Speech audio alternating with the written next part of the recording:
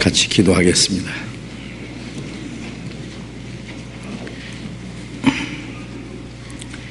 우리를 사랑하시는 자비로우신 우리 아버지 하나님, 감사합니다. 하나님을 멀리 떠나 죄 가운데 행하던 우리를 불쌍히 여기시고 우리가 받아야 될 저주와 심판을 주님이 대신 담당하시고 주님께서 흘리신 그 보배로운 피로 우리의 죄를 영원히 씻어주심을 인하여 감사를 드립니다. 다시는 심판과 저주를 받지 않게 하시고 우리를 하나님의 거룩한 자녀로 삼아주시고 영원한 하나님의 나라에 들어갈 수 있는 영광스러운 소망을 주신 것이 인하여 감사를 드립니다. 이제 하나님이 허락하신 이 땅에서 우리의 육체에 남은 때 사는 동안에도 우리를 버려두지 아니하시고 항상 우리와 함께 계셔서 우리의 연약함을 담당하시고 주님의 말씀으로 우리를 지키시고 인도해 주시는 은혜 감사합니다. 이 시간 주님의 피로 구속함을 받은 저희들 주님 앞에 함께 모여서 주님의 은혜와 영광을 찬송하며 주님의 말씀을 배우며 주님 몸된 교회 안에서 거룩한 교제를 갖게 해주신 것 감사합니다. 이 시간에도 주님이 우리와 함께 계셔서 우리 각 사람을 살펴주시고 더욱 풍성한 은혜로 채워주심을 믿고 감사드립니다. 우리는 아직 너무나 연약하고 부족해서 때때로 주님의 뜻을 분별하지 못하고 우리의 육신의 생각을 따라 행할 때가 너무나 많습니다. 주님 능력의 손으로 우리를 붙들어 주시고 주님의 말씀과 능력으로 우리를 더욱 온전하게 강건하게 거룩하게 세워주셔서 이 땅에 우리의 삶이 하나님의 자녀로 부끄러움이 없이 행하게 하시고 또 주님이 우리에게 하라고 맡기신 거룩한 역사를 능히 감당할 수 있도록 인도해 주시옵소서. 이 시간 함께 참여하지 못한 우리 형제 자매들 어느 곳에 있든지 일일이 보살펴 주옵소서.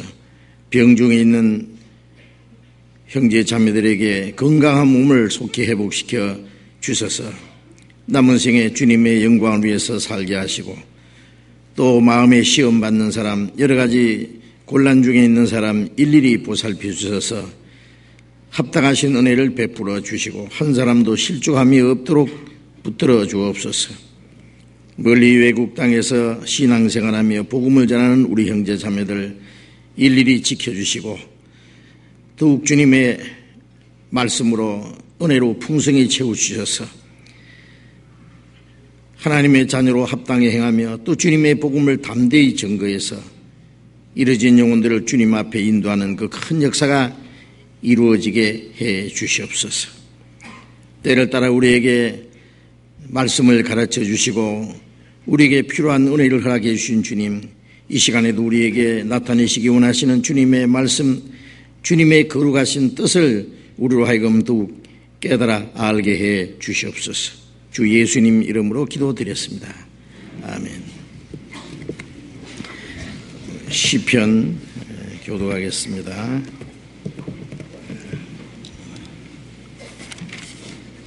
시편 135편, 시편 135편을 교독하겠습니다.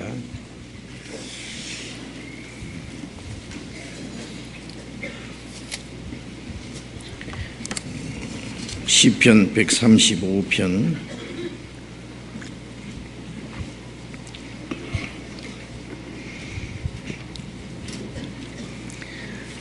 1절부터 끝절까지 교독하겠습니다.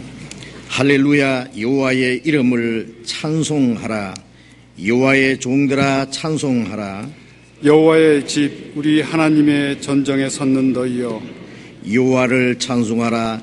여호와는 선하시며 그 이름이 아름다우니 그 이름을 찬양하라. 여호와께서 자기를 위하여 야곱 곧 이스라엘을 자기의 특별한 소유로 택하셨음이로다. 내가 알거니와 여호와께서는 광대하시며 우리 주는 모든 신보다 높으시도다. 여호와께서 무릇 기뻐하시는 일을 천지와 바다와 모든 깊은 데서 다 행하셨도다. 안개를 땅 끝에서 일으키시며 피를 위하여 번개를 만드시며 바람을 그 곳간에서 내시는도다. 저가 애굽의 처음 난 자를 사람부터 짐승까지 치셨도다. 애굽이여, 여호와께서 너희 중에 징조와 기사를 보내사 바로와 그 모든 신복에게 임하게 하셨도다. 저가 많은 나라를 치시고 강한 왕들을 죽이셨나니 곧 아모리인의 왕 시온과 바산 왕 곡과 가나안의 모든 국왕이로다. 저희의 땅을 기업으로 주시되 자기 백성 이스라엘에게 기업으로 주셨도다. 여호와여, 주의 이름이 영원한 하시니이다. 여호와여, 주의 기념이 대대에 이르리이다. 여호와께서 자기 백성을 판단하시며 그 종들을 긍휼히 여기시리로다. 열방의 우상은 은금이요 사람의 수공물이라. 입이 있어도 말하지 못하며 눈이 있어도 보지 못하며 귀가 있어도 듣지 못하며 그 입에는 아무 기식도 없나니 그것을 만든 자와 그것을 의지하는 자가 다 그것과 같으리로다. 이스라엘 족속아, 여호와를 송축하라. 아론의 족속아, 여호와를 송축하라. 레위 족속아, 여호와를 송축하라. 여호와를 경외하는 너희들아, 여호와를 송축하라. 같이 읽겠습니다. 예루살렘에 거하는 여호와는 시온에서 찬송을 받으실지어다. 할렐루야. 찬양대 찬송해 주시겠습니다.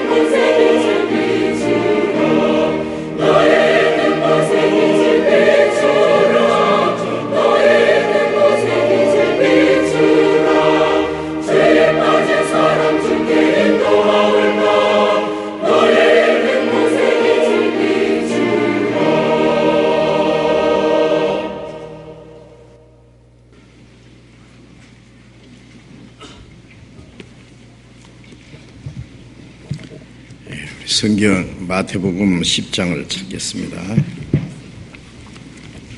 마태복음 10장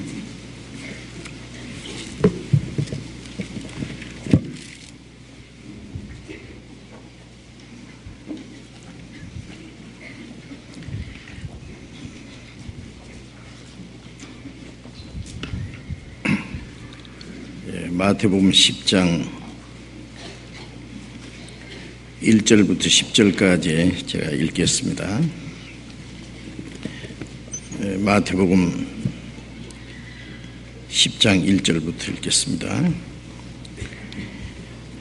예수께서 그 12 제자를 부르사 더러운 귀신을 쫓아내며 모든 병과 모든 약한 것을 고치는 권능을 주시니라. 12사도의 이름은 이러하니 베드로라 하는 시몬을 비롯하여 그의 형제 안드레와 세베대의 아들 야고보와 그의 형제 요한, 빌립과 바돌로메, 도마와 세리 마테, 알페오의 아들 야고보와 다데오, 가나안인 시몬과 및 가룟 유다 곧 예수를 판 자라. 예수께서 이 12를 내어 보내시며 명하여 가라사대 이방의 길로도 가지 말고 사마리아인의 고래도 들어가지 말고 차라리 이스라엘 집에 잃어버린 양에게로 가라. 가면서 전파하여 말하되 천국이 가까웠다 하고 병든 자를 고치며 죽은 자를 살리며 문둥이를 깨끗하게 하며 귀신을 쫓아내되 너희가 그저 받았으니 그저 주어라. 너희 전대에 금이나 은이나 동이나 가지지 말고 여행을 위하여 주머니나 두벌 옷이나 신이나 지팡이를 가지지 말라. 이는 일꾼이 저 먹을 것 받는 것이 마땅함이니라. 거기까지.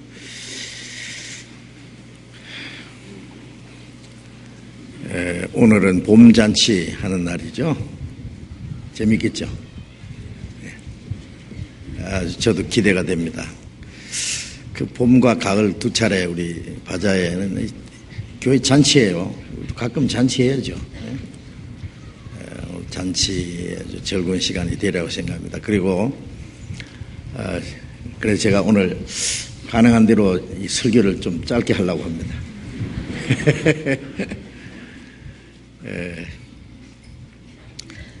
그리고 될 수 있으면 빨리 마치고 또 그렇다고 금방 잔치만 하는 게 아니라 이번에 우리 목사님들, 전도사님들 네팔에 가서 전도하고 오셨는데 지난번에 그 네팔에서 그 목회자들 그 전도 집회하는 거 아마 영상으로 보셨을 겁니다. 한 주간 더 집회하고 오셨는데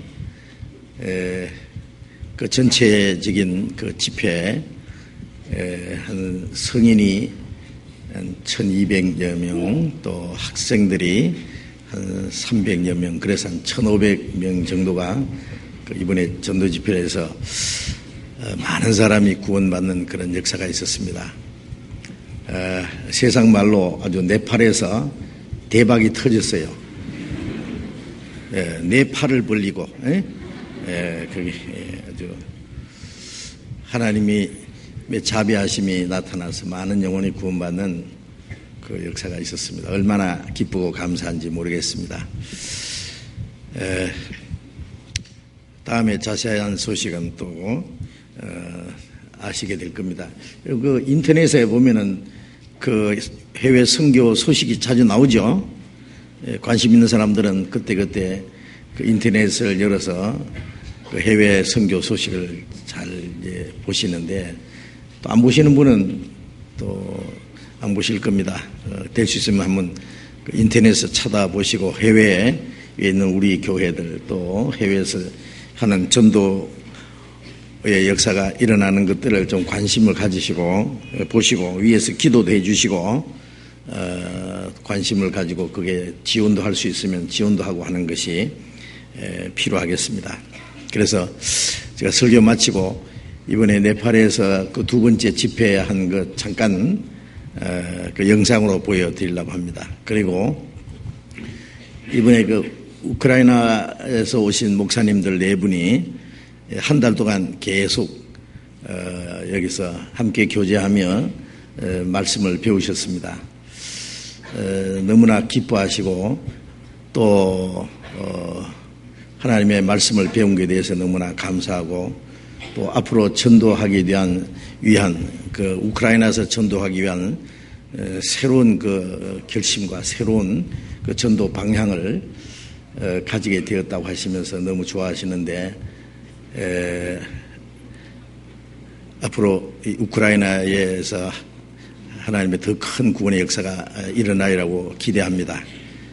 다음 주간에 이제 우크라이나로 돌아가시는데 오늘 네 분 목사님들 잠깐 나와서 인사하시고 아주 한 분이 한 5분씩 잠깐씩 간증하는 시간을 드리겠습니다.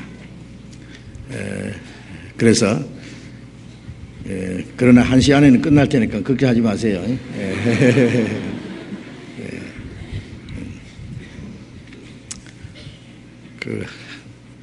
학생들은 뭐 하여튼 공부하는 것도 빨리 끝나기 원하다, 그죠? 자습하자 그러면 더 좋아하고 학교 오지 마라 그러면 더 좋아하고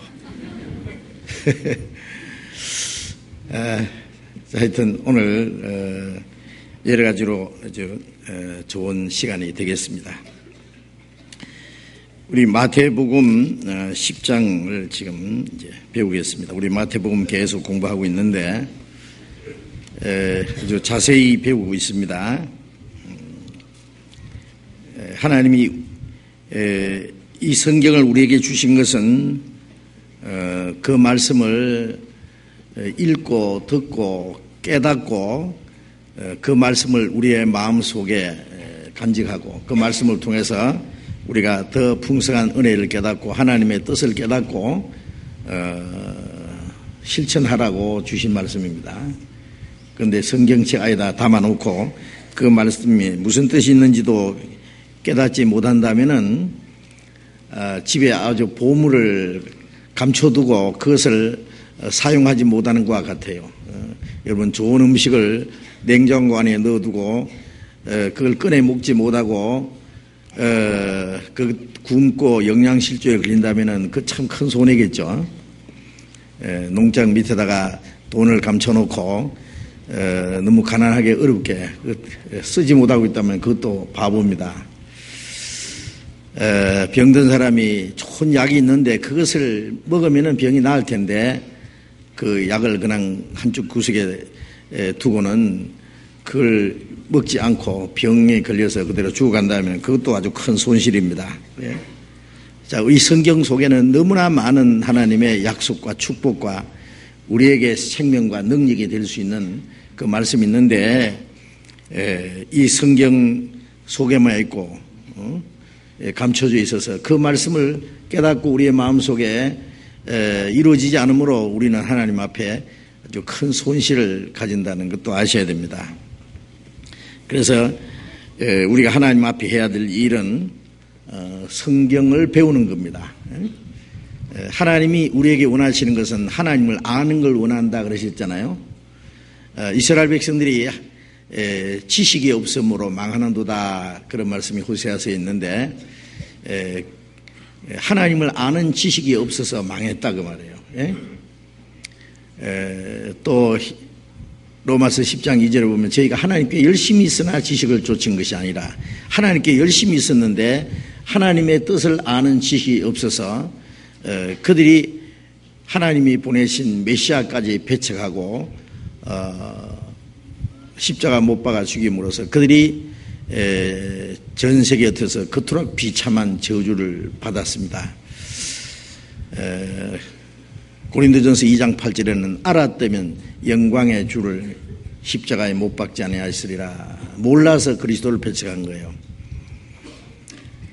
그래서 우리가 하나님을 알자, 힘써 하나님을 알자. 호세아서에 그런 말씀이 있는데, 자, 우리가 해야 될 일 가장 중요한 것은 하나님을 아는 겁니다.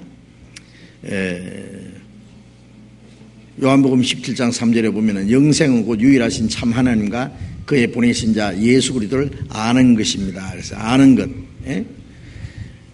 아는 확실히 아는 것과 확실히 믿는 것은 동일한 겁니다. 그래서 우리가 성경을 통해서 하나님을 알고 예수 그리스도를 알고 우리가 구원을 받고 또 우리가 하나님을 확실히 알면 하나님도 나를 아세요. 너희가 하나님을 알 뿐더러 하나님의 아신 바 되었다. 내가 하나님을 확실히 알면 하나님도 나를 아세요. 아세요? 내가 주님을 믿으면 주님도 나를 믿어주세요. 아세요? 그래서 구원을 받을 때도 말씀을 배우고 깨달음으로 구원을 받고 구원받은 후에 하나님이 우리에게 계속해서 풍성한 은혜를 주시는데 그것도 말씀을 통해서요. 그리고 하나님의 뜻을 깨닫고 하나님의 그 은혜와 풍성한 그 생명과 능력을 말씀을 통해서 우리가 계속 공급받습니다. 그래서 성경을 계속 배우기를 게을리하는 사람은 영적으로 아주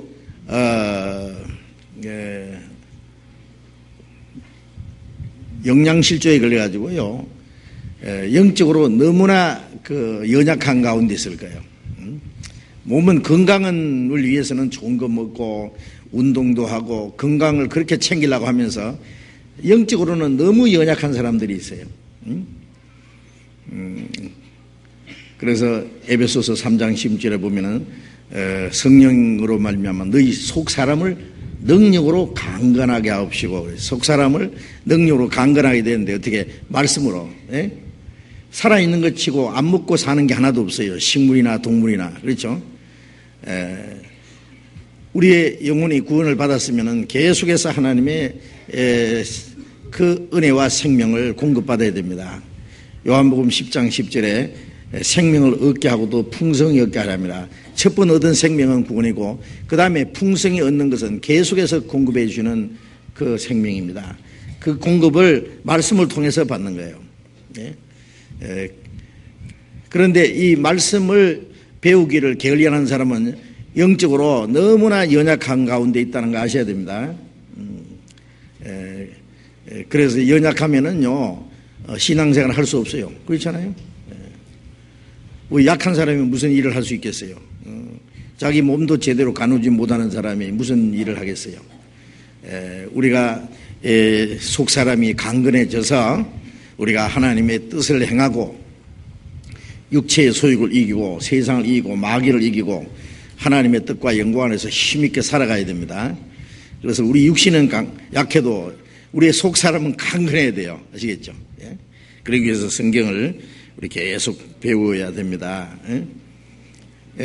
아마 처음 우리 교회 오시는 분들은 항상 우리가 성경을 배워야 된다고 강조하고 그 주일이나 수요일이나 그 장시간 성경을 배우는 것에 참 이해가 잘 안 되실 거예요.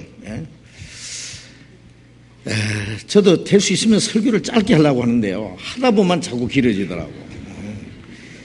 길게 하는 것도 별로 안 좋은데, 그죠?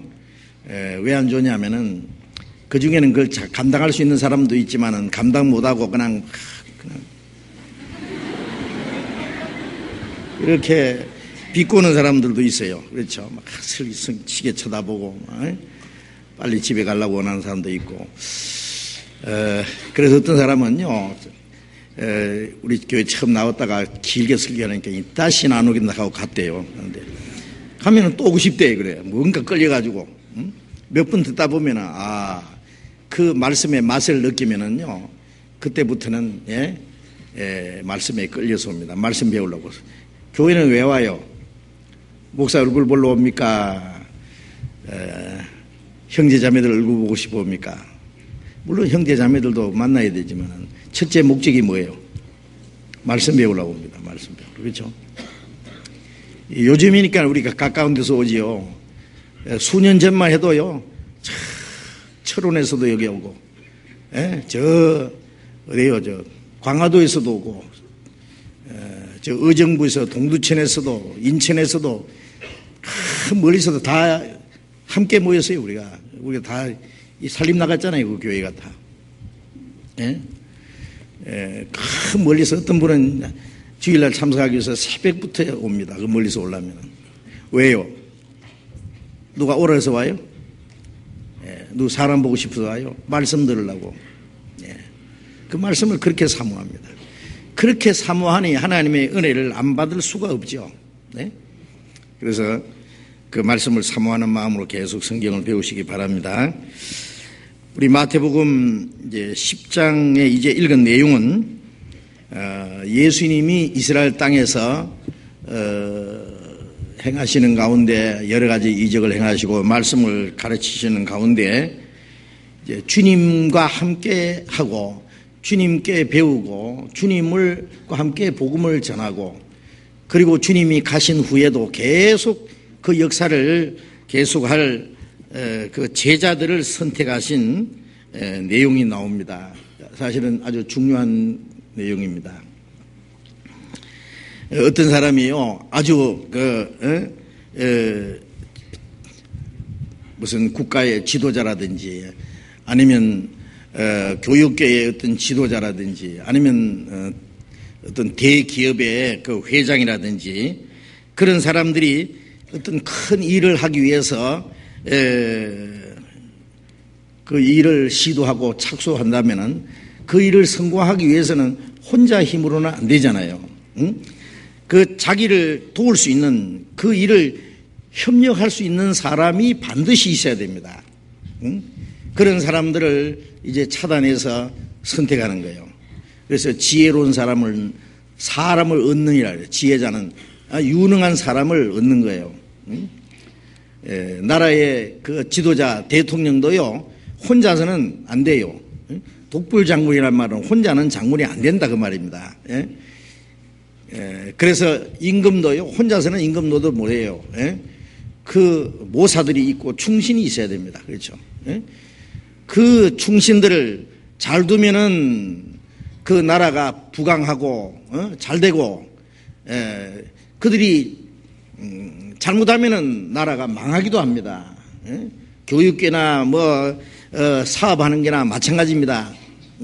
그 협력하는 사람이 참 유능한 사람들이 나타나서 그 잘 도와주면은 반드시 그 성공합니다. 그러니까 그 협력할 수 있는 사람에 의해서 성공할 수도 있고 실패할 수도 있는 거예요. 하나님께서도 하나님 혼자서는 못하십니다. 예수님도 혼자서는 못하십니다. 사람을 통해서 역사합니다. 사람을. 마귀도 사람을 통해서 역사하잖아요. 하나님도 사람을 통해서 그 역사를 이루셔요. 그래서 하나님도 사람을 통해서 하나님의 역사를 이루기 원하십니다. 그래서 예수님도 그 자기의 역사를 이루기 위해서 자기와 함께 일하고 자기를 도울 수 있는 그리고 주님의 역사를 계속 이어나갈 그 제자들이 필요했던 겁니다. 그래서 이게 제자들을 선택하신 내용이 나옵니다. 여기 12제자를 택해 세우셨다 그랬죠. 그래서 12제자의 명단이 쭉 나옵니다. 누가복음 6장을 잠깐 쳐다봅시다. 누가복음 6장 12절 13절 봅니다. 누가복음 6장 12절 읽겠습니다.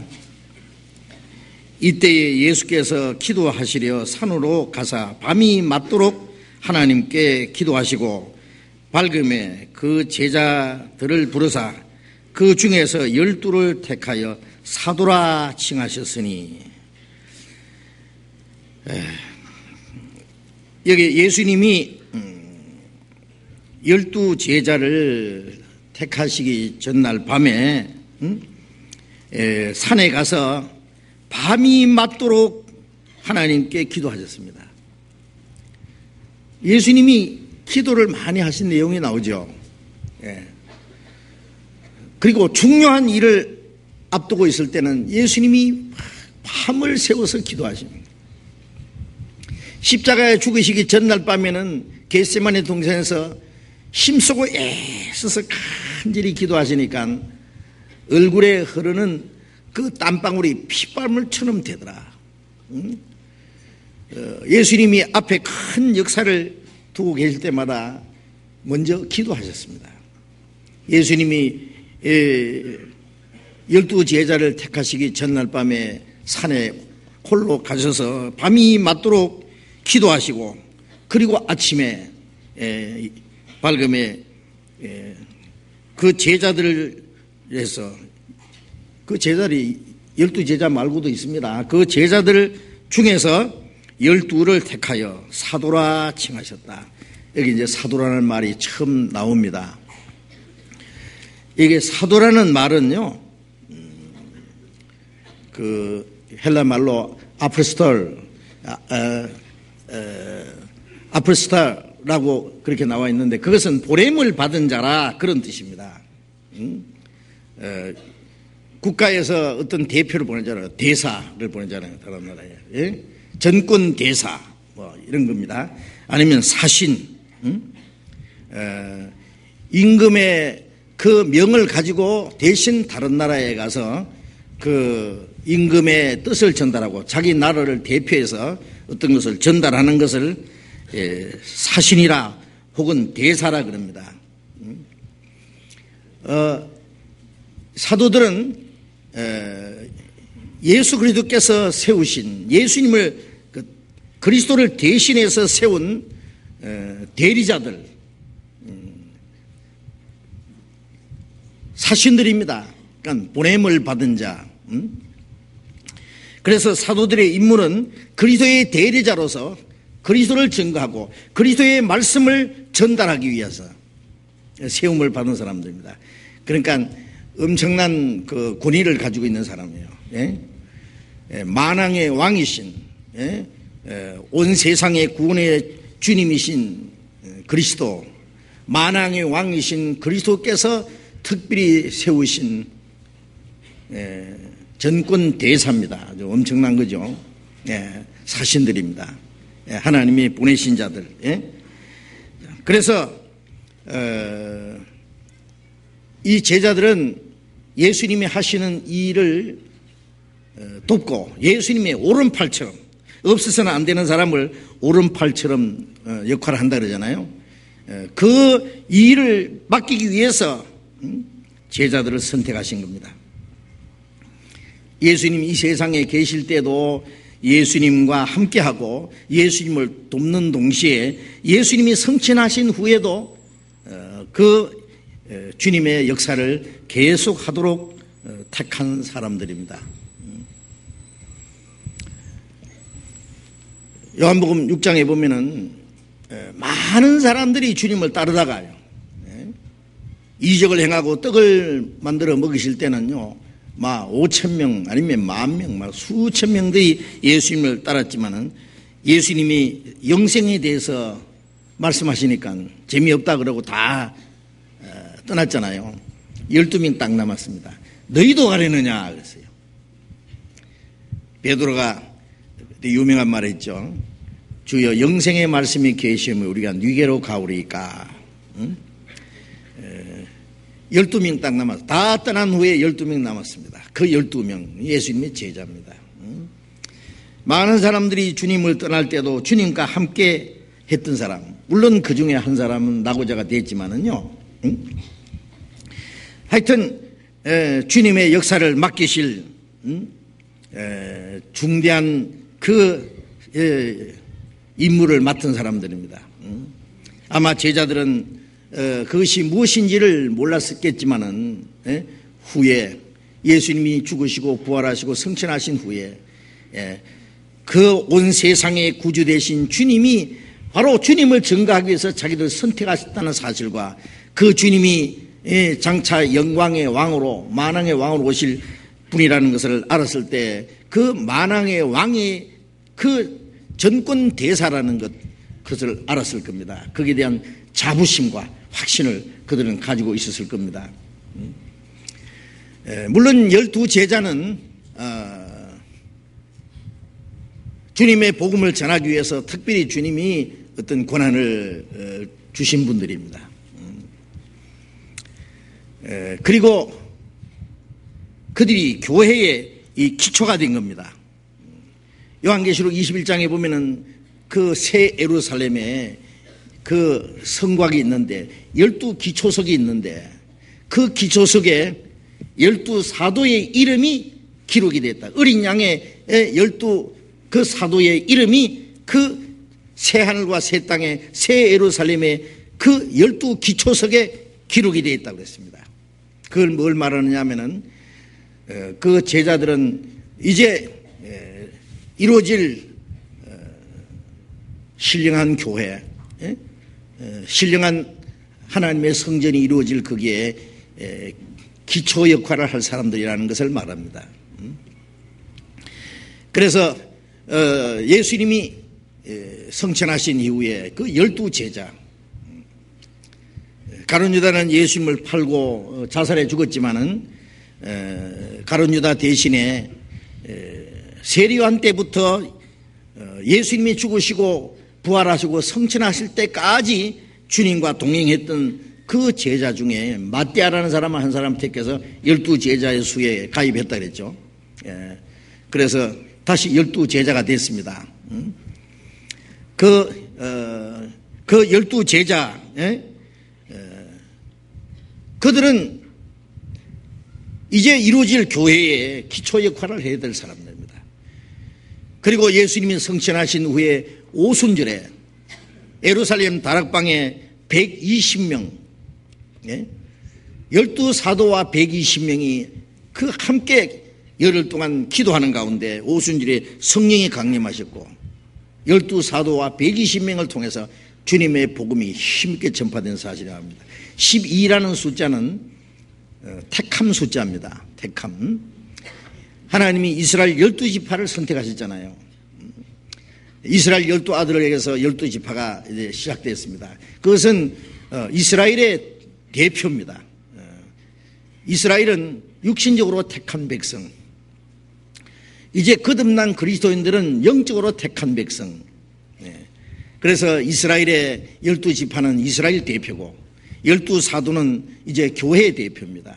12사도와 120명은 이제 교회, 그로 말미암아 이제 교회의 기초가 시작되고 그들을 통해서 교회 역사가 시작됐다는 것을 우리에게 설명합니다. 이제 사도들은 그 후에 다 떠났습니다. 초대교회 120명 성령을 받고 처음 복음을 전했던 그들도 이제 다 떠나셨습니다. 그러나 그 사도들 속에 역사하시는 성령, 초대교회 강림하셨던 그 성령 역사는 주님 오시는 날까지 계속됩니다. 계속됩니다. 그렇잖아요. 자, 그러면 사도들만 주님이 보내신 자들이냐? 아니다 그 말이에요. 우리가 12사도는 아니지만은 또 12사도 외에 이방인의 사도로서 바울과 바나바 같은 사람도 사도라 그랬죠. 하나님이 세우셨습니다. 우리는 주님이 직접 세우신 그 사도들과 같지는 못하지만은 우리도 역시 주님의 보내심을 받은 사람들입니다. 우리도 주님의 전권 대사라고 할 수 있습니다. 주님의 사신입니다. 그래서 고린도후서 5장 20절에 보면은 우리는 그리스도를 대신하여 사신이 되어서 너에게 말한다 그랬죠. 바울 사도가. 자, 우리도 그리스도를 대신하는 사신한 걸 알아야 됩니다. 그리스도를 증거하기 위해서. 사신은 자기를 증거하는 사람이 아닙니다. 내가 어떤 사람이고 자기의 어떤 생각을 자기의 어떤 계획을 전달하는 사람이 아니라 사신은 자기를 보낸 사람을 증거하는 겁니다. 구원받은 그리스도인들은 모두 주님의 보내심을 받은 사신한 거 잊지 말아야 됩니다. 12제자만 제자입니까? 우리도 제자입니다. 그래서 마태복음 28장 18절에 보면은 너희는 모든 족속으로 제자를 삼아 아버지와 아들과 성령으로 세례를 주고 내가 너희에게 분부한 모든 것 가르쳐 지키게 하라. 볼지어다 세상 끝날까지 너희와 항상 함께 있으리라 말씀하셨잖아요. 구원받으면은 그리스도의 제자입니다. 그리고 주님이 명령하신 것을 가르쳐서 지켜가는 그 제자들과 함께 세상 끝날까지 같이 계시겠다고 약속하셨습니다. 보내심을 받지 않아서 어디 전파해요? 하나님의 보내심을 받다. 예수님께서도 내가 스스로 온 것이 아니라 하나님이 나를 보내셨다 그랬죠. 그 하나님의 원하시는 역사를, 구원의 역사를 이루기 위해서, 그 보내신의 뜻을 행하기 위해서, 그 십자가 죽기까지 구원의 역사를 이루기 위해서 보냄을 받았습니다. 아버지께서 나를 보내신 것처럼 나도 너희를 보내노라. 그 말씀은 제자되기만 주신 말씀이 아닙니다. 주님이 보내신 자들은 이제 다 떠나고 없습니까? 아닙니다. 지금도 있습니다. 하나님의 은혜를 깨닫고 구원을 받은 사람들은 역시 주님의 보내심을 받은 그리스도의 제자요, 그리스도의 사신이라는 것을 우리가 잊지 말아야 됩니다. 우리가 이 땅에 사는 목적이 뭐냐? 우리에게 맡기신 중대한 임무는 뭐냐? 그리스도를 증거하는 겁니다. 그리스도를 증거하는 것이 우리의 삶의 목적이다 그 말이에요. 땅끝까지 내 증인이 되리라 그러시잖아요. 그런데 여기서 예수님이 제자들을 선택하신 것을 보면은요, 그 중대한 일을 맡기시는데, 주님이 선택해서 세우신 그 제자들을 보면은요, 한마디로 아주 평범한 사람들이었어요. 평범한 사람들. 거기에 뭐 특별한 사람이 있습니까? 특별한 부자도 없고, 특별히 뭐 많이 배운 사람, 어떤 학식이 풍부한 사람, 그리고 세상적으로 높은 지위에 있는 사람, 그런 사람 없습니다. 세상적으로 볼품없는 사람들, 무시당하는 사람들, 가난한 사람들, 천한 사람들, 그런 사람들을 선택해서 주님의 제자로 세우셨습니다. 왜 그랬을까요? 고린도전서 1장에 보면은 우리를 부르심을 보라. 육체를 따라 지혜 있는 자가 많지 않고, 문물 있는 자가 많지 않고, 높은 자가 많지 않다. 하나님은 무식한 자를 들어서 아는 자를 부끄럽게 하고, 가난한 자를 불러서 부유한 자를 부끄럽게 하고, 천한 자들을 불러서 세상에 높은 사람들을 부끄럽게 하려 합니다. 이는 아무 육체라도 자랑하지 못하게 함이라 그랬습니다. 물론 하나님은 때때로 유식한 사람도 쓰십니다. 꼭 필요할 때는 유식한 사람도 쓰셔요. 그러나 무식한 사람도 쓰십니다. 바울 같은 사람은 아주 학식이 풍부한 사람입니다. 그러나 베드로나 요한이나 야고보나 이런 사람들은 학문 없는 범인이라 그랬어요. 세상적으로 말하면 교육을 별로 받지 못한 사람입니다. 그러나 하나님은 교육을 받았든 안 받았든 이 세상적으로 어떤 위치에 있든 그 상관없이, 그럼 우리는 얼른 생각할 때 주님이 아무나 적당하게 제자를 부르셨느냐? 만나는 대로 아닙니다. 주님은 모든 사람의 마음을 보십니다. 요한복음 1장에 보면은 빌립이 주님을 만난 후에 빌립이 자기 친구 나다나엘을 주님께 소개했습니다. 나다나엘이 주님 앞에 나올 때 그랬습니다. 보라, 저는 참 이스라엘 사람이라 그 속에 간사한 것이 없도다 그랬어요. 나다나엘이 깜짝 놀라서 어떻게 나를 아십니까? 아직 소개도 안 했는데. 빌립이 너를 부르기 전에 무화과나무 아래 있을 때 내가 보았노라. 주님은 먼저 사람을 보십니다. 그 사람이 어떤 사람인지. 그래서 우리가 무식한 사람, 아니면은 죄 많은 사람 아무나 적당하게 불렀다 그렇게 생각할 수 없습니다. 그 사람이 육신적으로 어떻든 간에 그 사람이 장래에 어떤 일을 할 사람인가를 주님이 아셨습니다. 그 사람이 주님 앞에 쓰임받을 수 있는 그릇이라는 걸 주님이 아신 겁니다. 그 사람이 무엇인가 깊이 갈망하는 것을 있다는 것을 아신 겁니다. 우리가 처음 주님이 보내신 베드로, 안드레, 야고보, 요한, 이 네 사람은 어부라는 거 아시죠? 무식한, 그리고 천한, 어부는 천한 직업을 가진 사람입니다. 그 사람 무조건 부른 것이 아니라 비록 어부지만은, 천하지만은, 물고기를 잡아서 물고기 창자를 꺼내 먹는 사람일지라도 그는 뭔가 정신이 살아있는 사람입니다. 왜? 그는 예수님의 제자가 되기 전에 먼저 세리요한의 제자였다는 거 아세요? 세리요한은 대제사장이지만은 예루살렘에서 대접을 받을 수 있는 가장 존귀한 위치에 있는 사람이지만은 그 예루살렘 성전 제사장이라는 것을 떠나서 빈들판에 야인이 되었습니다. 약대 토를 하나 입고 가죽 허리띠 띠고 메뚜기를 잡아먹고 석챙이를 뜯어먹고 자기의 모든 의식주를 자인에서 해결했습니다. 그리고 하나님의 말씀을 기다렸습니다. 왜요? 그 당시에 그 타락된 유대 종교가들의 염증이 나서 그들을 떠난 겁니다. 아세요? 그는 메시아 오시기를 간절히 기다렸습니다. 그 세리요한의 제자가 됐다는 걸 뭐란 말합니까? 어부지만은 세리요한의 제자입니다. 그 당시에 이스라엘은 네 가지 파가 있었대요. 바리새파, 사두개파, 그 다음에 에셈파, 열심당. 이 바리새인과 사두개인은, 바리새인은 가장 정통파, 경건파고, 사두개인은 아주 현실주의고, 그 다음에 열심당들은 정치적으로 어떤 로마령에서 항상 저항을 하는, 하나님 외에는 어떤 주권도 인정하지 않는, 그래서 이제 기회만 있으면 독립운동을 일으키려고 노리고 있는 과격파, 그 국수주의자들, 지나친 애국자들입니다. 아직 거기 열심당들이 있었습니다.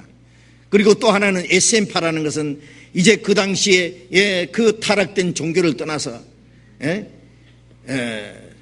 지금 이스라엘에 가면은 사해 근처에 그 SM파들이 모여서 그들이 속세를 떠나서 고행을 하면서 성경을 기록하고 메시아를 기다리던 사람들이 있어요. 이게 SM파입니다. 세리요한과 같은 사람, 물론 세리요한이 SM파라고 할 수는 없지만은 같은 부류의 사람입니다. 예수님의 그 제자들, 세리요한의 제자가 됐던 사람들도 마찬가지로 SM파에 속하는 사람들입니다. 그 당시에 그 타락된 그 유대 종교의 염증을 느끼고 그들을 떠나서 기도하면서 성경을 읽으면서 하나님이 약속하신 메시아를 기다리고 있는 사람들이 있어요. 그리고 그런 사람끼리 연결된 친구들이 있습니다. 애국 나라가 위태로울 때 애국 동지들이 있듯이 그들은 그 당시에 메시아를 기다리면서 기도하면서 성경을 연구하던 그 사람들, 그런 사람들 주님이 부르신 겁니다. 아세요? 뭔가 정신이 살아있는 사람들입니다.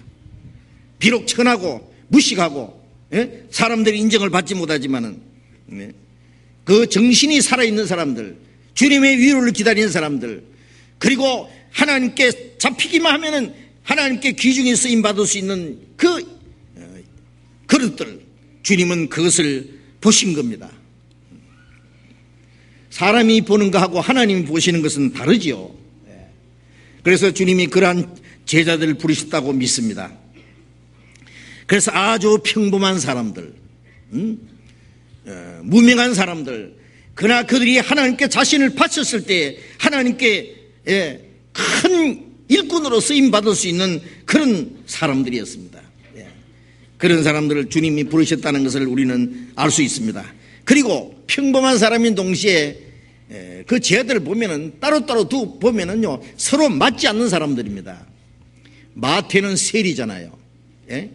세리는 그 당시에 유태인들이 볼 때는 아주 매국노처럼 본 겁니다. 로마 앞잡이 노를 하면서 세금을 거두어가지고 중간에서 떼먹는 사람들, 날강도 같은. 그래서 항상 자기 동족들에게 멸시를 받고 어떤 그 분노의 대상이 된 사람입니다. 그러나 저는 생각할 때 마태는 다른 세리와 같지 않았을 거라고 생각을 합니다. 그는 비록 세리라는 그 직책을 가지고 있지만은 항상 그는 뭔가 갈등을 느끼고 회의를 느끼고 하나님의 위로를 기다리고 있던 사람이었습니다. 그렇기 때문에 주님이 마태를 부르실 때 모든 것을 다 떠나서 그 당시에 세리라고 하는 위치는 세상적으로는 아주 좋은 위치입니다. 좋은 직업이다 그 말이에요. 돈을 많이 벌 수 있는. 그러나 주님이 부르실 때 당장 모든 걸 버리고 주님을 떠났다고 하는 것은요, 마태가 아무 생각 없이 있다가 그냥 벌떡 일어나서 따랐다고 생각합니까? 예수님에게 무슨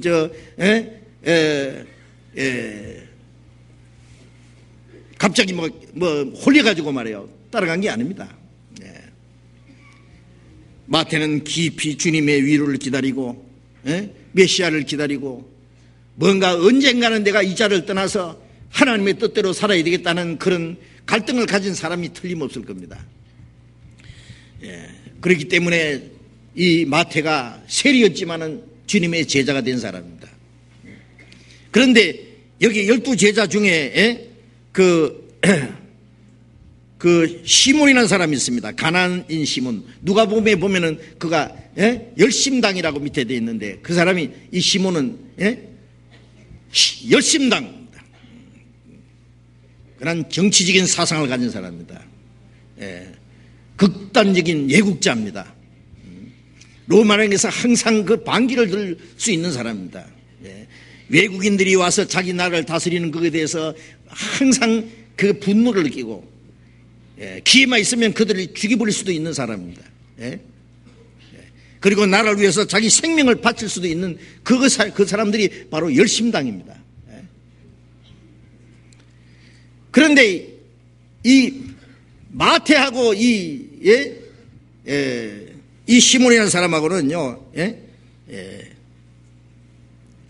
아주 원수지간일 겁니다. 아마 딴 데서 만나면은 그냥 이 샤로 시몬은 그냥 이 칼로 그냥 마태를 그냥 찔러 죽일 수 있는 사람입니다. 감정에 의해서요. 거기다가 어부까지 가지각색인 사람입니다. 천년 맞지 않는 사람들이지만은 주님이 그들을 불렀고 이제 주님 안에서 그들은 하나가 돼서 이제는 한 가지 목적을 위해서 주님을 증거하는 제자 역할을 할 수 있었던 겁니다. 이걸 보면은 주님은 지극히 평범한 사람, 인간적으로는 서로 맞지 않는 사람들이지만은 주님이 그들을 불러서 그들을 교육하시고 그들을 훈련시켜서 주님의 일꾼으로 삼으신다는 것을 우리가 좀 알 수 있습니다. 그리고 마태복음 10장 다시 돌아가 봅시다. 마태복음 10장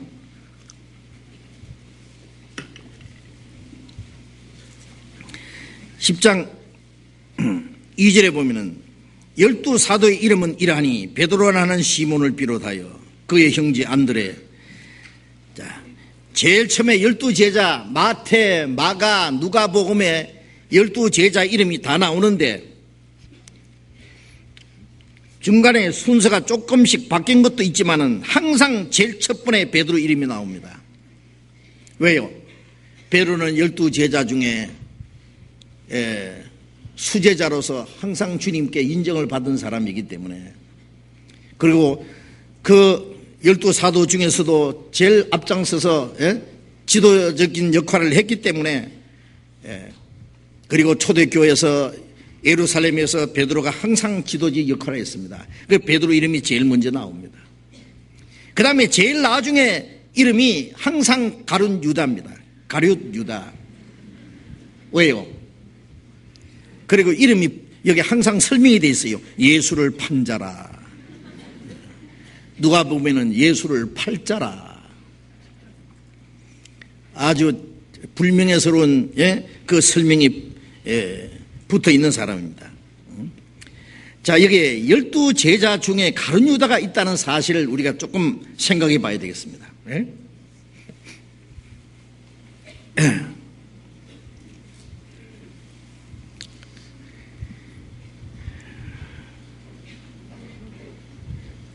예수님의 제자가 됐다는 것은 아주 영광스러운, 명예스러운 그런 직분입니다.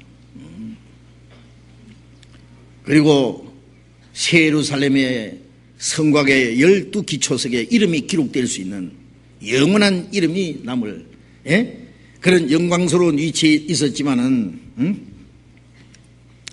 유다는 마귀의 시험을 받아가지고 결국 예수님을 배반하고 은삼십에 예수님을 팔아버렸던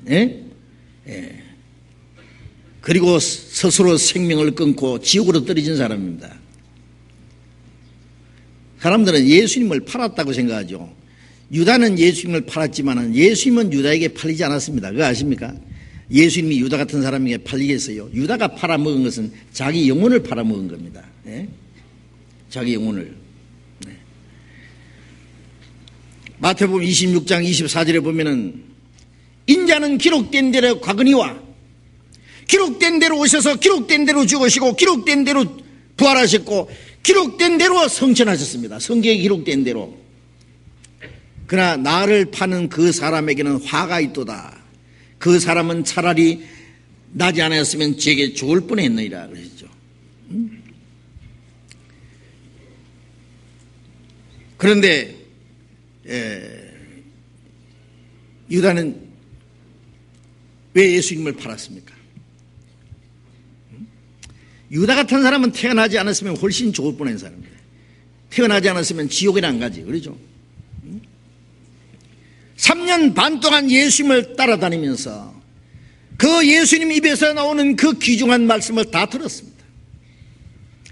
예수님이 행하시는 그 많은 이적을 보았습니다. 죽은 이 나흘된 나사로를 살리실 때도 유다가 거기 있었습니다. 5,000여 명의 떡을 만들어 먹으실 때 유다도 그 떡을 얻어 먹었습니다. 그러나 유다 마음속에 세상에 대한 욕심이 있습니다. 돈에 대한 욕심이 있었습니다. 마귀가 그것을 사용한 겁니다. 마귀가 유다의 마음속에 예수를 팔려는 생각을 넣었다 그랬어요. 네? 그래서 돈주머니에서 돈을 조금씩 훔치다가 결국 예수님을 은30에 팔아버린 겁니다. 물론 자기가 한 푼도 쓰지 못하고 다 집어 던지고 결국 자살해 죽었습니다만은, 예?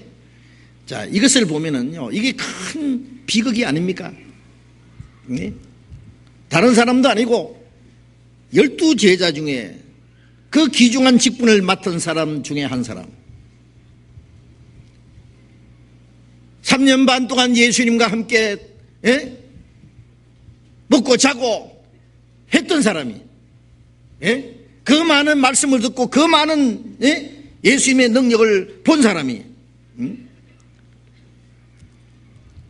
마지막에 그리스도를 배반하고, 예?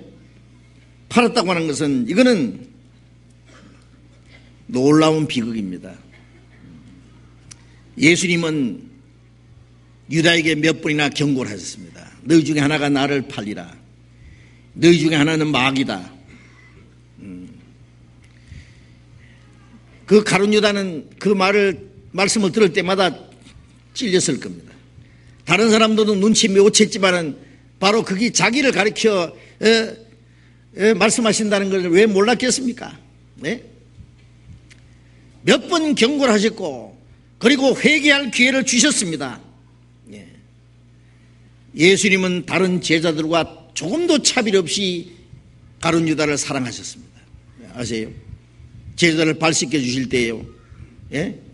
유다가 발을 내미니까 너는 저리 가 그랬습니까? 예. 유다 발도 똑같이 씻겨 주셨습니다. 떡을 떼어서 유다에게 주셨습니다. 이건 사랑의 표시입니다.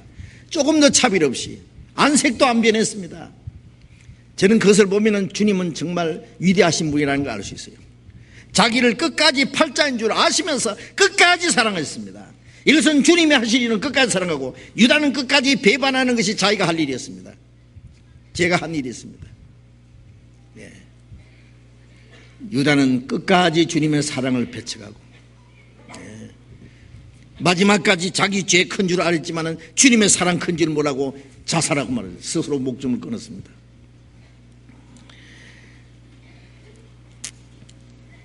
자, 예. 이런 일이 그것으로 끝났겠습니까? 사도행전 6장에 보면은, 예, 초대교회에, 예, 지혜와 성령이 충만한 사람 7을 택해서 집사로 세웠다 그랬습니다. 예, 첫 번 7 집사. 예, 제일 처음에 스테반. 7 집사 명단을 보면은 제일 첫 번 스테반은 집사지만은 어떤 사도 못지않게 주님의 복음을 전하다가 돌에 맞아 죽은 사람 아시죠? 네. 첫째 스테반. 일곱 집사 중에 마지막 누구예요? 니골라 나옵니다. 안디옥 사람 니골라 설명이 나옵니다. 이방인으로서 유대교에 입교한 니골라. 니골라가 이제 교회를 배반하고 떠나서 니골라 당을 만들었습니다. 요한계시록 2장에 보면은 예수님께서 내가 니골라 당의 행위를 미워하노라. 너희가 니골라 당의 행위를 미워하는데 나도 미워하노라. 니골라 당이라는 걸 하나 만들었어요. 요한일서 2장에 보면 저희가 우리에게 나갔으나 우리에게 속하지 않은 것은 우리에게 나간 그것이 우리에게 속하지 않음을 나타내기라 함이라. 우리에게 속했다면 우리와 함께 하였으리니와 우리에게 나간 것은 다 우리에게 속하지 않은 것을 나타내리 함이라. 한때는 사도들과 같이 있었지만은 일곱 집사 중에 하나로서 결국 이 사람이 교만해가지고 아니면 엉뚱한 생각을 품어서 떠나서 니골라 당이라는 걸 만들어가지고 적그리스도의 뿌리가 됐습니다. 적그리스도는 뭐예요? 그리스도를 대적하는 거예요. 장차 나타날 적그리스도의 뿌리가 그때부터 시작됐습니다. 물론 그 니골라를 구원받은 사람이라고 생각할 수 없습니다. 구원받은 사람은 그렇게 안 됩니다. 그게 뭘 말하느냐? 12제장에도 가룟유다, 마귀에 이용될 가룟유다가 숨어 있었고 일곱 집사 중에서도 니골라가 끼어 있었다. 지혜와 성령이 충만하다고 구별돼가지고 특별히 추천받아가지고 사들이 안수했는데도 그게 니골라가 있었다. 물론 다 속은 겁니다. 속은 거. 가끔 가다 보면은 한때는 구원받은 척하고 한때는 형제 자매라 그러고 한때는 주를 위해서 함께 일한다 그러다가 중간에 돌연변이가 생깁니다. 자기 정체가 드러납니다. 물론 처음부터 아닙니다. 자, 이건 정말 놀라운 일입니다. 우리도 그것을 두려워해야 됩니다. 유다처럼 안 되기를 참맘으로 유다처럼 안 되기를 참맘으로 그런 노래가 있어요. 제가 지어낸 게 아니에요.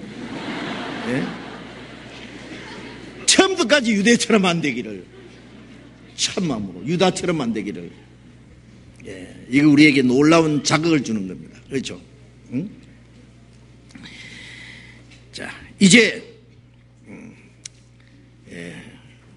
12제자 중에 유다가 있었다는 건 유다 같은 사람이 그 유다뿐이겠어요. 지금도 구원받았다는 무리 가운데 끼울 수 있고 마귀가 거기에다가 가라지를 심습니다. 마태복음 10장 봅시다. 마태복음 10장 5절 봅니다. 예수께서 12를 내어 보내시며 명하여 가라사대 이방의 길로도 가지 말고 사마리아의 고래도 들어가지 말고 차라리 이스라엘 집에 잃어버린 양에게로 가라. 마태복음 9장에는요 무리를 보시고 민망히 여기시니 이는 목자 없는 양과 같이 고생함이 유리함이라. 추수할 것은 많되 일꾼이 적으니 그러므로 추수하는 주인에게 추수할 일꾼을 보내주소서 하라 라고 말씀하셨죠. 마태복음 9장에는 추수할 일꾼을 보내주소서라고 기도하라고 제자들에게 부탁하시고 이번에는 제자들에게 너희가 가라고 하십니다. 가라고.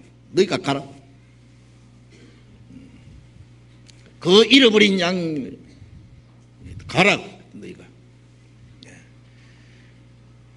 그 추수할 곡식을 그대로 너희가 가라. 주님은 첫 번 우리에게 기도하라고 하십니다. 그 다음에는 우리에게 가라고 하십니다. 기도를 하지 않는 사람은 주님이 부르시지 않습니다.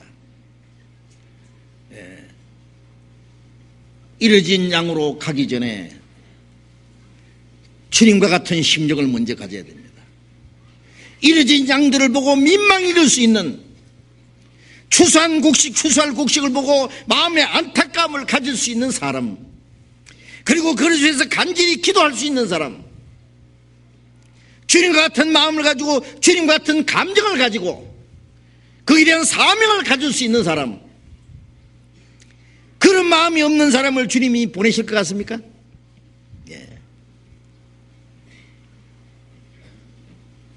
주님과 같은 마음을 가지고 진심으로 기도할 수 없는 사람은 주님이 가라고 하시지 않을 겁니다. 이제 주님은 제자들에게 너희가 가라고 하십니다.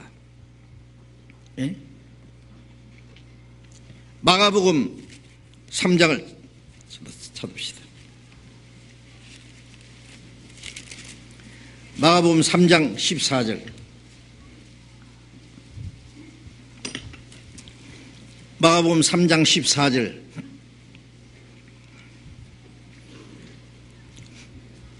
같이 읽읍시다. 이에 12를 세우셨으니 이는 자기와 함께 있게 하시고 또 보내사 전도도 하며, 여기 예수님이 12를 세우셨으니 이는 자기와 함께 있게 하시고, 왜 12를 세우셨느냐? 첫째, 자기와 함께 있게 하기 위해서입니다. 제자는 선생과 함께 있어야 됩니다. 그리고 선생을 배워야 됩니다. 선생을 따라가야 됩니다. 선생을 본받아야 됩니다. 선생과 운명을 같이 해야 됩니다. 그게 함께 있는 겁니다. 예?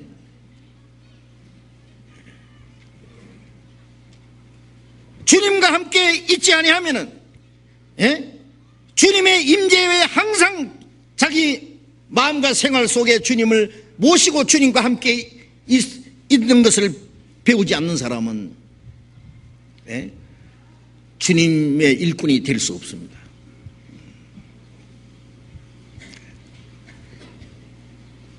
주님은 자기와 함께 있으면서 주님의 뭘 배우고 주님의 마음을 가질 수 있는 사람, 주님과 함께 있을 수 있는 사람을 세상을 보냅니다. 지금도 우리가 주님은 우리 눈에 보이지 않지만은 주님 우리와 함께 계시지 않아요? 우리가 말씀을 통해서, 우리가 기도를 하면서 주님이 함께 하신다는 임재를 느낍니다. 주님의 마음을 가질 수 있습니다. 주님과 같은 감정을 가질 수 있습니다. 주님의 임재가 내 마음에 스며들어야 됩니다. 주님과 함께하는 그 마음을 가지지 않으면 어떻게 나아가서 주님을 증거할 수 있겠어요? 제자들은 주님과 함께하기 위해서 택했다고 했습니다. 우리는 그리스도의 제자입니다. 우리는 세상에 나가서 주님을 증거해야 됩니다. 우리의 말로, 우리의 행동으로, 우리의 모든 삶을 통해서 그리스도를 증거해야 됩니다. 그러기 위해서는 우리가 주님과 함께 동거하는 마음을 가져야 됩니다. 주님의 임재를 항상 느껴야 됩니다. 주님과 함께 있는 것을 배워야 됩니다. 주님과 함께 있을 때는 주님과 같은 마음, 주님과 같은 감정을 가질 수 있습니다. 주님의 임재를 항상 느껴야 됩니다. 주님의 임재가 우리의 마음 속에, 우리의 생활 속에 아주 스며들어 있어야 됩니다. 그럴 때 우리가 비로소 그리스도를 나타낼 수 있습니다. 그리스도를 증거할 수 있습니다. 자기와 함께 있게 하시고 또 보내서 전도를 하게 하셨다 그랬죠. 전도는 주님을 증거하는 겁니다. 주님의 말씀을 전하고 주님의 행하신 일뿐 아니라 주님 자신을 증거해야 됩니다. 예? 주님 자신을 증거한다는 말은 뭐예요? 우리의 마음을 통해서, 우리의 삶을 통해서, 우리의 인격을 통해서 주님을 나타내야 됩니다. 바울 사도는 내가 예수의 흔적을 내 몸에 가졌다 그랬잖아요. 아주 바울 사도는 머리부터 발까지 예수님으로 딱 씌워졌습니다. 네? 예수님의 흔적이 나타났습니다. 그가 글을 쓰면은 주님의 말씀입니다. 그가 말하면은 하나님의 말씀입니다. 그의 삶이 그리스도를 통해서 나타냈습니다. 네. 그래서 주님과 함께 있게 하시고 그리고 주님을 증거하겠다고 말해요. 그 사람에게 너희는 가라고 말씀하십니다. 이제 예? 이방의 길로도 가지 말고 사마리아인의 고래도 들어가지 말라. 왜 그랬습니까? 이방인은 전도하지 마란 말입니까? 사마리아인은 뭡니까? 이방인은 하나님의 택한 이스라엘 백성과 대비해서 하나님의 선민 택한 백성이 아닌 이방인, 우리는 이방인이잖아요. 이스라엘 민족 아닌 사람은 전부 이방인입니다. 사마리아인은 뭐냐? 기원전 722년에 북방 이스라엘은 아수르에 의해서 망해버렸습니다. 네. 아수르가 북방 이스라엘을 정복하고 많은 사람을 잡아서 포로로 끌고 가버렸어요. 북방 이스라엘 수도가 사마리아입니다. 거기에 다른 이방인들을 끌어다가 거기에 살게 했습니다. 그래서 사마리아 사람들은 이스라엘 백성하고 이방인하고 섞여버린 거예요. 예. 그래서 유대인들은 사마리아 사람을 자기 하나님의 택한 백성으로 인정하지 않습니다. 예. 완전히 이건 타락된 사람으로, 부정한 사람으로 여겼습니다. 그래서 요한복음 4장에 보면은 유대인은 사마리아인과 상종하지 않는다 그랬죠. 예? 그래서 이스라엘 사람들이 예루살렘에서 갈릴리 저쪽 북쪽 갈릴리로 가려면은요 사마리아를 통과해야 됩니다. 그런데 사마리아 직선거리로 가지 않고 우회전해 가지고 쫙 돌아서 갑니다. 사마리아 사람 만나지 않으려고. 그래서 유대인들이 예수님을 욕하는 말 중에 너는 사마리아 사람이라. 예수님이 너희가 나를 무시하는도다. 무시하는 말이에요 그거는. 그런데 왜 예수님은 이방의 길로도 가지 말고 사마리아는 고래 들어가지 말라고 그랬을까요? 네? 차라리 이스라엘 잃어버린 양이고 가라. 왜? 예수님이 3년 반이라는 기간 아주 짧은 기간입니다. 네. 이제 짧은 기간에 제자들 몇 사람 이들을 이 적은 수요를 가지고 적은 시간에 어떻게 이방의 길로도 가고 사마리아도 가고 다 전할 수 있습니까? 지혜로운 사령가는 이 적은 숫자를 가지고 짧은 시간에 작전에 성공하려면 이걸 다 분산시켜버리면 죽도 밥도 안 되죠. 우리말로. 행동을 제한해야 됩니다. 제한해야 됩니다. 토끼 2마리 잡으려다가 1마리도 못 잡는단 말이잖아요. 아직은 이방인이나 사마리아 사람에게 전도하는 것을 할 시간도 없습니다. 제자들은 그런 이방인들에게 전도할 수 있는 그런 마음 준비도 안 돼 있습니다. 그것은 예수님이 십자가에 죽으시고 부활하신 후에 성천하신 후에 이제 온 유대와 사마리아와 땅끝까지 복음이 전해지도록 주님이 허락하실 것이고 지금은 아닙니다. 지금은 아주 행동이 제한되어 있습니다. 이방의 길로 가지 말고 사마리아도 아직 가지 마라. 차라리 이스라엘 잃어버린 양으로 가라. 이스라엘의 잃어버린 양이라는 말은 뭐냐? 무슨 말씀이냐? 이스라엘은 하나님의 택한 백성입니다. 아브라함의 자손이가 자랑했습니다. 하나님은 우리 아버지라고 했습니다. 그들은 안식일을 지키고 11조를 바치고 율법에 열심히 했습니다. 그러나 그들의 영혼은 하나님 앞에 이루어져 있었습니다. 이루어져 있다는 것은 하나님 앞에 버려진 걸 말합니다.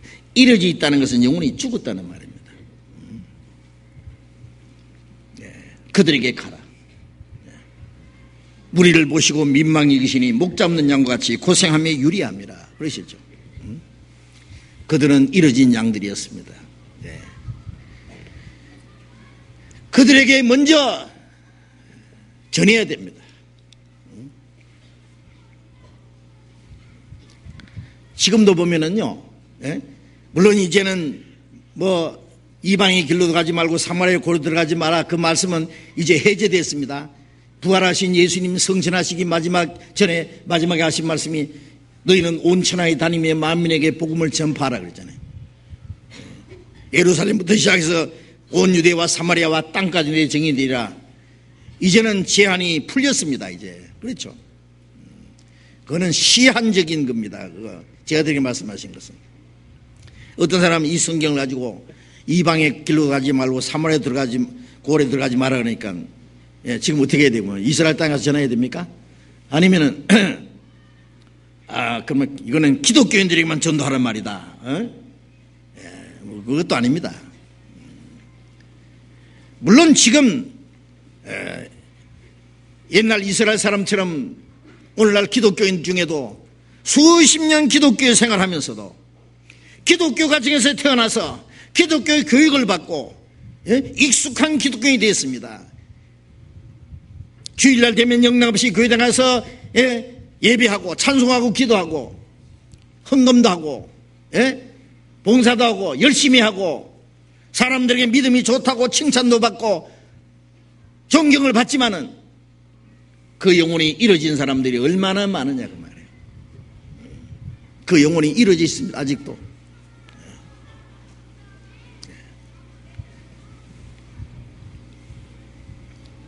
언제 거듭났는지 언제 구원받은지 확실한 경험도 없으면서 벌써 다 구원받은 것처럼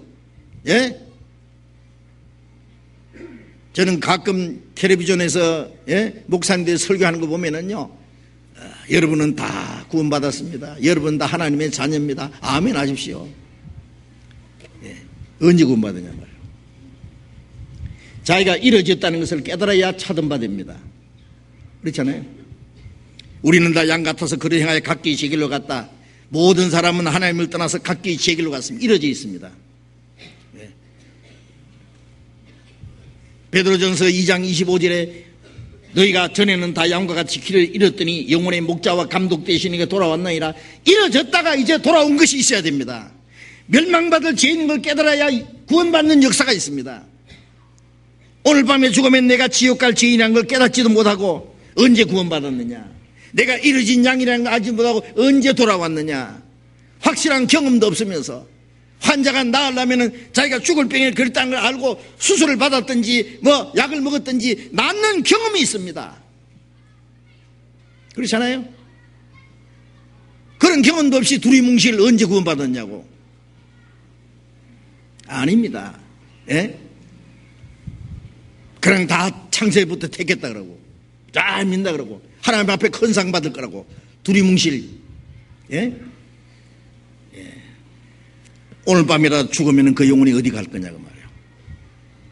확실히 거듭났으면 어떻게 거듭났는지 얘기를 해보라고.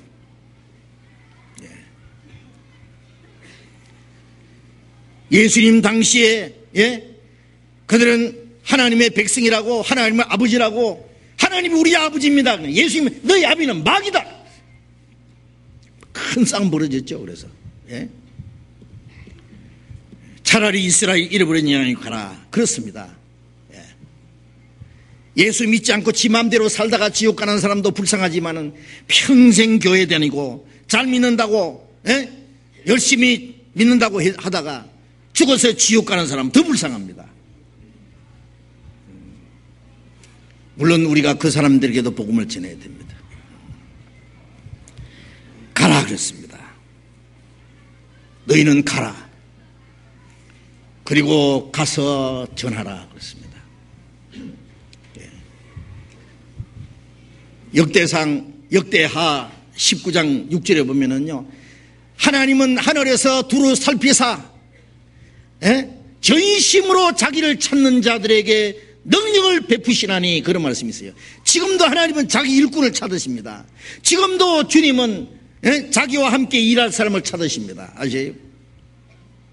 그리고 그들에게 능력을 주어서 그 주님의 역사를 이루게 하십니다.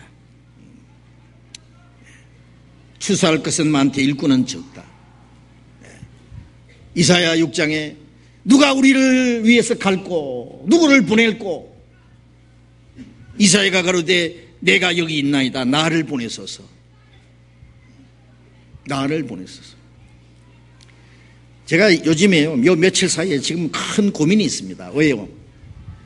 지금 계속 어디 선교사 보내달라고, 어제도 전화가 2군데나 보내달라고, 또 2군데 또 갈 때가 있고, 또 갈 때가 있고, 지금 도와달라고, 선교사를 보내달라고 요청하는데 마땅한 사람이 많지 않습니다. 고민입니다. 그래서 기도합니다. 누구를 갈고 누구를 보낼고, 주님은 안타까이 일꾼을 찾으십니다. 일꾼을.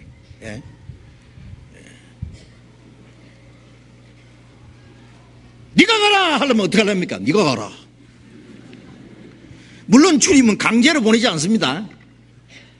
자원해야 됩니다. 자원. 그리고 자원한다고 다 되는 거 아닙니다. 자격이 있어야 됩니다. 주여 나를 보내소서. 그렇지만은 내가 가서 뭘 하리요? 제가 가끔 그런 얘기 들어요. 요즘에 선교 외국에 보내고 구원받는 사람 많이 생기고 너무나 감사한데 나는 뭐 하느냐 하는 생각이 듭니다. 자기가 안 가면 딴 사람 보내시죠. 어떻게 해요? 눈치채야지 얼른. 전도비 보내란 말이에요. 전도비. 제가 이번에 네팔에서 얘기도 들었어요. 그냥 한 200불만 주면은요, 전도인 하나 그게 지원할 수 있습니다. 그런 데는. 그러니까 뭐, 한 사람이 한 사람 담당하고, 한 사람이 몇 사람씩 담당하고, 한 가정에서 한 사람 선교사 한 가정 담당하고, 그렇잖아요. 가난한 나라이면요, 돈 많이 안 들어요. 그것도 못 하겠어요? 자, 우리가 할 일이 너무 많습니다. 그래서 우리가 못 가면은 다른 사람을 보내야 됩니다. 자, 오늘 길게 하면 안 된다 그랬죠. 절제를 좀 해야 되겠어요. 자, 이제 우리는 주님이 하시는 일에 우리가 같이 기도하고 주님과 동행하면서 주님의 마음을 가지고 그리고 세상으로 나가서 주님을 증거해야 되겠습니다. 기도하겠습니다.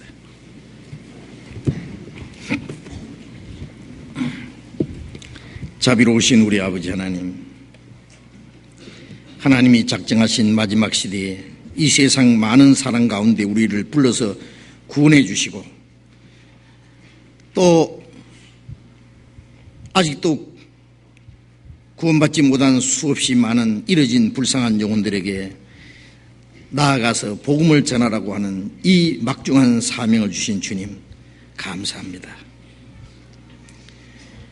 주님이 우리와 함께 계셔서 우리 가운데 역사하심으로 우리를 통해서 이루고자 하시는 그 큰 구원의 역사를 너에게 이루게 하시리라고 믿습니다. 주님이 사도들을 택해서 그 막중한 그 중대한 사명을 맡기신 것처럼 우리에게도 그 중대한 사명을 맡기고 땅 끝까지 내 증인이 되라고 부탁하신 말씀을 저희들이 압니다. 주님, 우리에게 주신 주님의 그 크고 놀라운 사랑, 그 풍성하신 은혜, 영원한 생명과 영광스러운 소망을 우리 주변에 많은 불쌍한 영혼들에게 전할 수 있도록 이 일을 위해서 우리 모두를 주님 뜻대로 귀하게 사용해 주시고 우리를 통해서 많은 영혼이 구원받는 큰 역사가 이루어지게 해 주시옵소서. 우리의 남은 생에 모두 주님 능력의 손에 의지하면서 주 예수님 이름으로 기도드렸습니다. 아멘. 자, 찬송 부르기 전에 우리 네팔에서 집회한 그 영상을 잠깐 보겠습니다.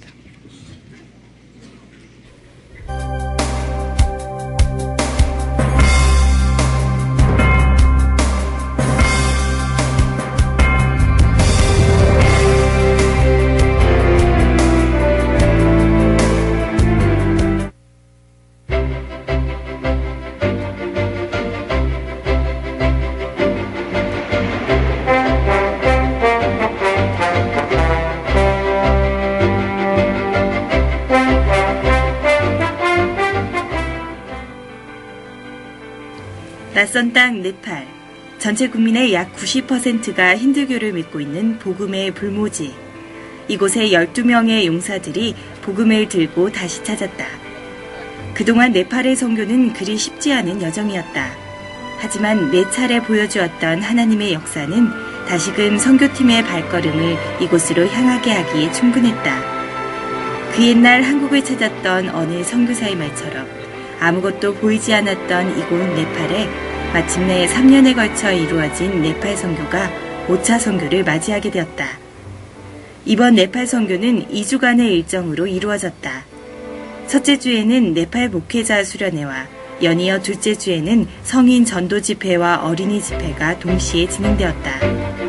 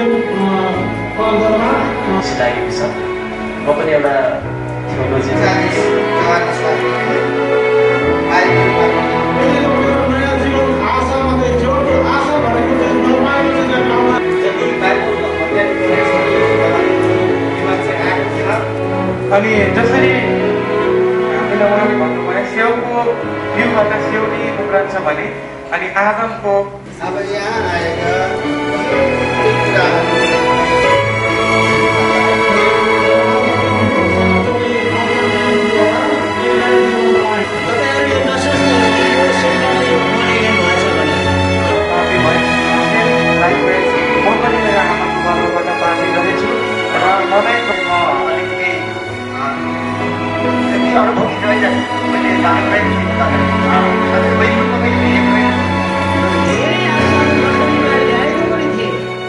तर पनि म त्यतिखेर मेरो हो भन्ने कुरा उहाँले एउटा मैले जन्मिसकेको रहेछ त्यहाँ जस्तो युगाको कुराको आएको छ भगतद्वारा मुक्ति खाने कुरा मैले पाएको छु भन्ने कुरा आज थाहा भयो यति नै अब म घरमा गएर आफ्नो मन्दिरमा ठुलो प्रचार गर्छु। केही व्यक्तिहरूले झुटो शिक्षा पनि भनेका थिए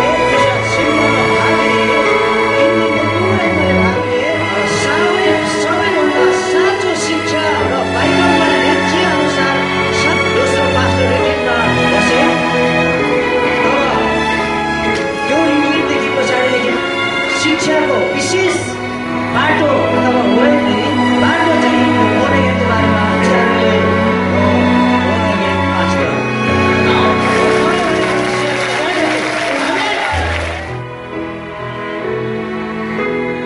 네팔.